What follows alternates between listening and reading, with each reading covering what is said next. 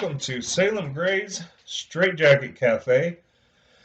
Oh boy, how is everybody doing? It is a rainy, what is it, Wednesday? Yeah, it's a rainy Wednesday night. Yes, here in Lawton, Oklahoma. And it's been quite the day. I had to go way out to get uh, get my driver's license done. Ate at George's Country Kitchen, and it was really good. It was really good.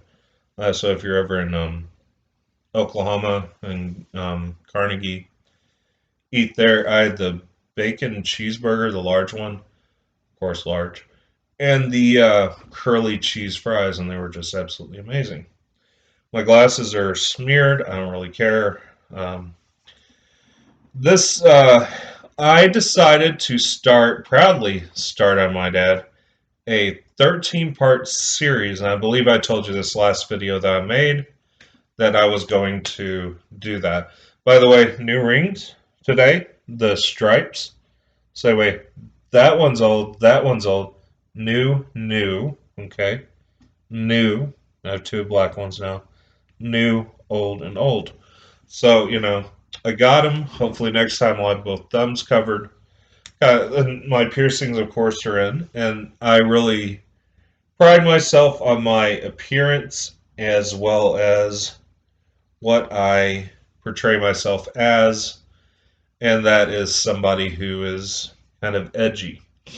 But, it's like, I also kind of believe in honoring the classic parts of the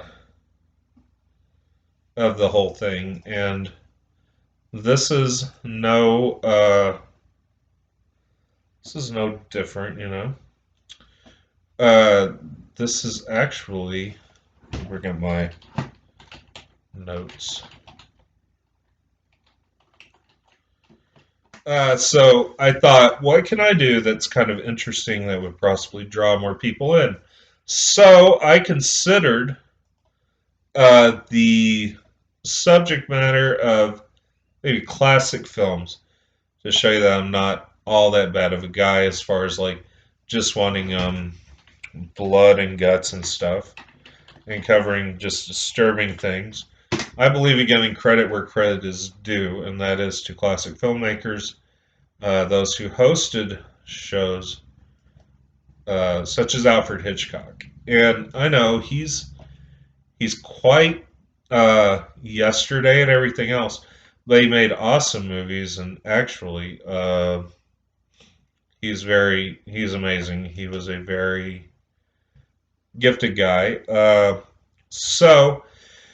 Just a warning, it is a black and white film, so there's this detective in there, and there's this metal gate, and he actually goes up to the house, and he enters into the house, and basically, um, there's a lot of weird things going on, um, like shadows and stuff, and he sees them descending into a room. And so basically, he lights up a candle because it was way back then. They didn't exactly have a whole lot of electricity and stuff. At all, I don't know what year this was set. I don't know the whole situation. The year set and the year it was filmed are two different things sometimes. But anyway, so there's this guy in there. His name is Dane. Yeah, Dane. And he's this British guy, this English guy, and he ends up being kind of like the detective's sidekick. And for the life of me, we'll see who the detective is later, because I didn't write it down yet. But yeah, so the detective takes him on, and by the way, you can find this on Thriller Flicks on the Roku channel. Just search Thriller Flicks, Flix, and you got it. So then strange things start happening. Like there is a body found, and there's handcuffs and a gun found on the guy. So as this dang guy, he puts the gun in his pocket and everything else and keeps it. And he finds handcuffs, but he leaves them with the body. And so basically, what happens is he he's a very avid drinker. You know, every chance he gets, he drinks a little bit here and there. And the detective actually has a flask on him, revives the man who fell down the stairs and passed out, Dane, and everything else. And this girl ends up crashing through the ceiling, and she's out cold. So the detective gives her a swig of the juice, and all of a sudden she springs up and she says, "Let me go, let me go." And all this, that man was my father. So her father's been murdered at the top of a staircase. Yeah, and everything. So these people, these family members start showing up, or what assumed to be family members. We'll get into that more here in a little bit. But what it is, I'll go ahead and tell you.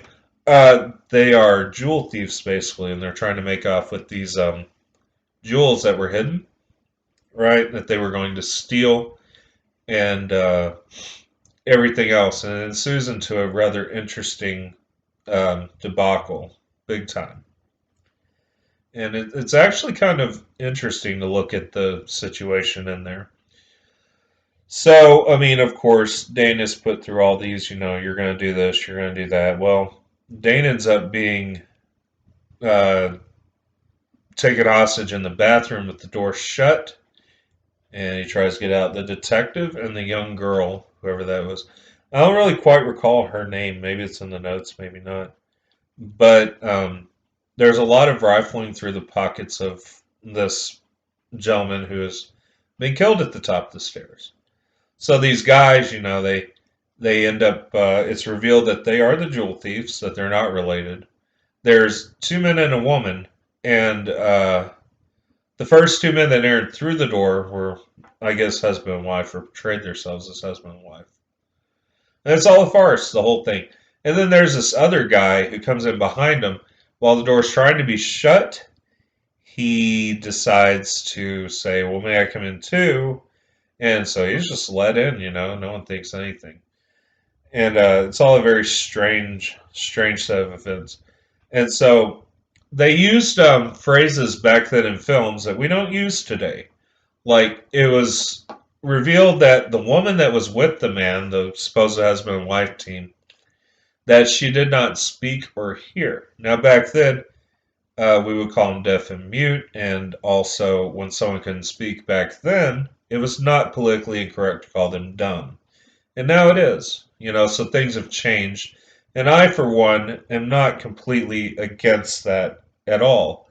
Because if you call somebody dumb, you're undermining their intelligence. But dumb is a very old word that can refer to the inability to speak. But of course, that is a rather hurtful label to put on someone who cannot speak because it undermines their intelligence. Just my opinion. So what happens is she ends up speaking. The guy hears her and says, "You're not so dumb after all, are you?" And you know, it's a pretty harsh term, like I said. I don't even like saying it honestly. So what happens is while they're trying to figure out what's going on, they basically go through the whole place and they're looking for this necklace, these jewels. They're going to steal them. They're going to be rich, obviously, and they end up tying the detective and the girl to the banister.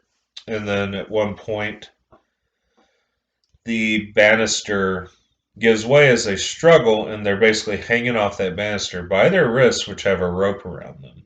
And the first time they tied the rope, it's kind of funny. So they managed to break free of the knot. The knot was not tied very well, honestly. And I was I left the pillow on the bed. My bad. It's a pillow that says love. It's why I like to use to prop my head while I watch TV in bed because it hurts my neck to strain. Again, I'm 40. Everything hurts on me. So anyway, they end up getting free, and these jewel thieves have already escaped. They've already heisted the jewels. And so basically what they're doing is they're getting on board this train, and they were too fast for when the detective was freed and the girl. as well as Dane coming after them, you know, and they get on the train and they miss him, and the detective runs to the train, tries to get it.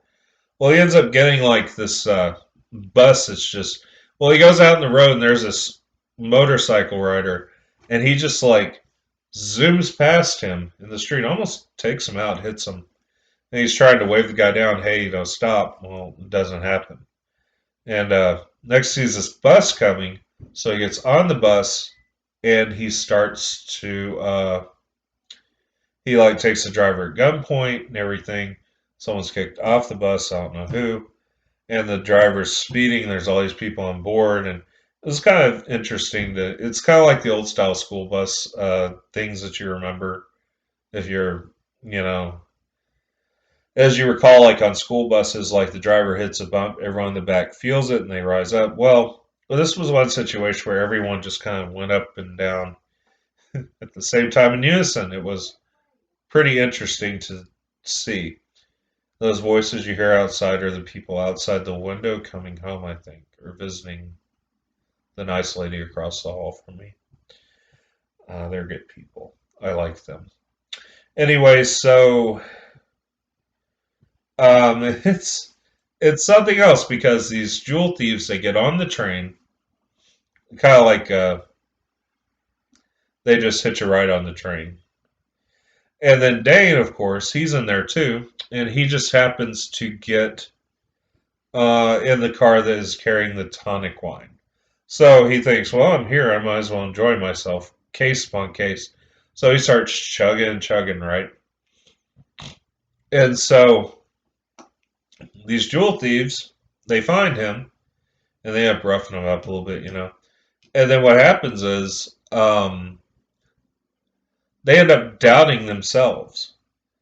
So what happens is the woman that was uh, unable to hear and unable to speak, she's helping them. So she turns against the jewel thieves.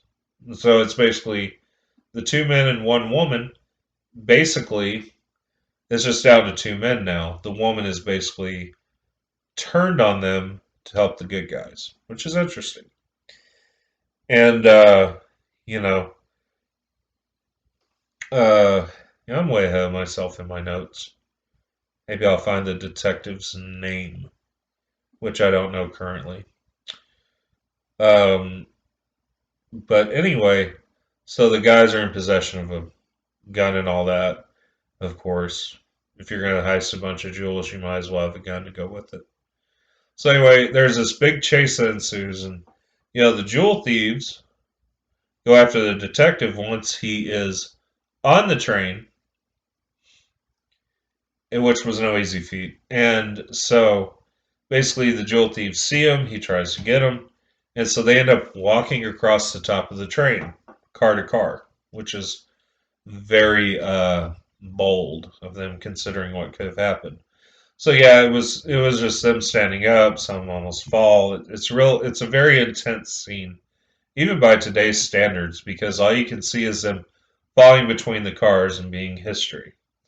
So basically, what happens is the jewel thieves end up overtaking the conductor's spot and basically taking them out. And yeah, the engineers. So what they do is they shoot the engineer and take over the compartment. They wrestle the other engineer to the ground, and that is when the bus is speeding toward the train. Is after they take out the conductor and the engineer or whatever. Whatever they're called, conductor, engineer, they're one and the same, I guess. But anyway, so this bus moves along the track, and when he gets a free spot, he takes it. He's up on there, and the train is basically um, it's headed toward what's known as a train ferry. This was filmed in the UK, so it's kind of interesting to see it. It's another look at the way things operate in other countries, which I've always been fascinated with. And the audio on this is just a little bit bad. Obviously, for a movie that was made back then, I think 50s or something. It's got some pretty bad audio, but you can still understand. Gives it the old movie feel, and I love it. I do. So basically, what happens is the thieves are chasing the detective. He ducks down between the two cars, so he's like this. Of course, the other men don't see it, and they just climb over him. And they keep going looking for him. Well, they end up getting paranoid of each other, thinking the other person has the jewels and all that. And then, of course, what they don't realize is that the train ferry's there, has rolled in, ready to receive the train, take it across the way. So what happens is the train crashes into the ferry, the rope snaps, and the ferry starts to roll out, and the train kind of crashes into the sea at that point. So this guy, he just jumps down without thinking, just jumps in the water, takes off his jacket, jumps in the water, and ends up saving a couple of people. Uh, let's see. Who did he rescue? I think he rescued the girl as well as uh, Dane. Yeah. So yeah, the woman is being helped up the wall, and yeah, that's why I put. And people are cheering, "Yay, you did it! Yay!" You know. So the one of the thieves, of course, he was playing double agent. So he was trying to get the jewels, apparently. And it's kind of an interesting little ending. And the detective, oh gosh, who was he anyway?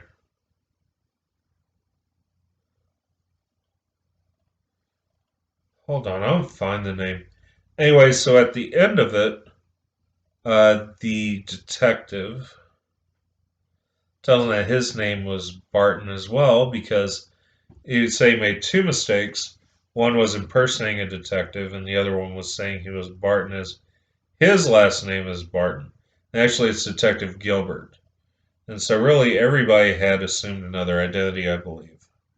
Everyone from the lady that helped them, Dane, of course, he remained the same. One of the jewel thieves ended up being a good guy named, or pretending to be a good guy. One of the boys in blue, and ended up saying he was Detective Barton. And in actuality, the real Detective Barton was the one who we saw at the first of the movie going into the house to find the dead body and all the chaos ensuing afterward.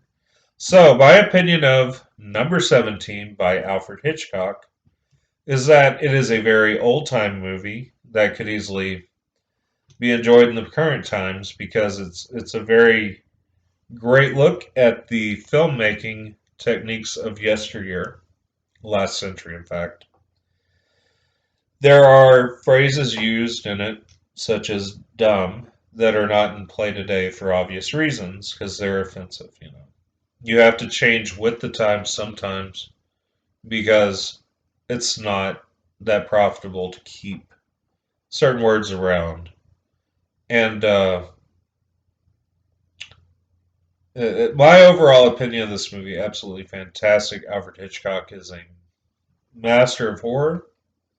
We're back in the time that this aired. He was a very gifted guy, and this movie actually gave me nightmares of being choked. Yeah, because there's one scene at the house where they're choking one of the guys, and I actually had a nightmare about it. There's like this huge fight scene where this guy hits the other guy, one of the jewel thieves hits the other jewel thief. It actually chokes him like that, and then chokes the girl or something. It ends up hitting the girl, you know. There's a lot of things in this movie that are very good, actually. And of course, I apologize for no background like I'd usually have. I started doing that in my other YouTubes. The truth is, tomorrow I'm going to probably spend a lot of time cleaning this place up. And of course, you can find other podcasts, other YouTube videos that I do as well. There's this channel, of course, and there's others as well. If you know where to find them, you'll find them. You want to look up Salem Gray's Straight Jacket Cafe on podcasts. And check out 666 Shock Avenue. It was a very unique episode today. And you'll be probably quite shocked. But yeah, it's going to be a very infamous episode, I think. I got angry and I said things on a certain topic that probably won't be looked on very well by people. So if you go to the podcast 666 Shock Avenue, you'll find it. And you can subscribe to this channel and hit that little notification bell. Patreon Adventurous Insanity, all one word. And email is realmofnightmares@mail.com, as always. And send your fan mail, hate mail, what have you. It's checked daily or almost daily, like once every 2 days. If you email me, I will definitely get back to you. Definitely. Because that's what I like to do. I like to interact with people. Like the Facebook page, Salem Gray's Straight Jacket Cafe. Check out 666 Shock Avenue's Facebook page also.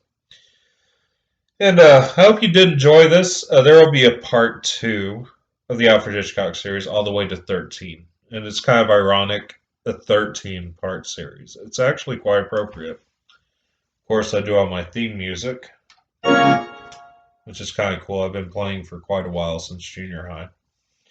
So I'm 40 now. That was 100 years ago about. I'm pretty old. So I do my own music. Thought it'd be nice to have a little music. So yeah. I love doing that. It annoys people sometimes. Anyway, so that's all the time we have today. Be good to yourself. Pleasant nightmares.